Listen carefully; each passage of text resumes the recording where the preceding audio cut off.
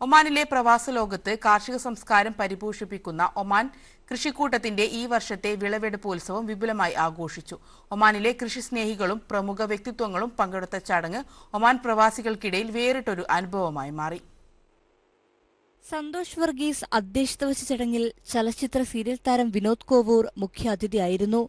സംഘടനയുടെ ഭാവി പ്രവർത്തനങ്ങളെയും ലക്ഷ്യങ്ങളെയും കുറിച്ച് സുനീശ്യാം വിശദീകരിച്ചു. ഈ വർഷത്തെ ഒമാൻ കൃഷിക്കൂട്ടം പ്രകൃതിമിത്ര പുരസ്കാരം ബിൻസി ജെയിംസിന് സമ്മാനിച്ചു.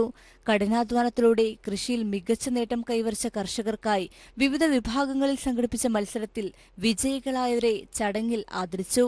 സുമിത്ര സിൽവൻ, സുനിത ഹരിദാസ്, തോമസ് അലക്സാണ്ടർ, അനിത അനിൽകുമാർ, ഷൈജമോൻ, ശ്രീശൈല അരുൺ, സുനീത ബേബി, അരുൺകുമാർ എന്നിവരെയാണ് ആദരിച്ചത്. ഈ വർഷത്തെ ഒമാൻ കർഷകശ്രീ പുരസ്കാരം നേടിയ അനിത അനിൽകുമാറിന് ഷാഹി ഫുഡ് സ്പോൺസർ ചെയ്ത പുരസ്കാരം സമ്മാനിച്ചു. Shahi foods managing director Muhammad Ashraf ചടങ്ങിൽ മുഖ്യാതിഥിയായി പങ്കെടുത്തു.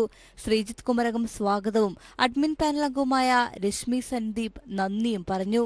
പിന്നണി ഗായിക രേഷ്മ രാഘവേന്ദ്ര, അനന്തപത്മനാഭൻ, സനീഷ് പി സത്യൻ, ആർച്ച ശ്രീകുമാർ എന്നിവർ അവതരിപ്പിച്ച സംഗീത വിരുന്നും കൃഷിക്കൂട്ടം അംഗങ്ങളുടെ വർണ്ണാഭമായ നൃത്ത പ്രകടനങ്ങളും അരങ്ങേറി.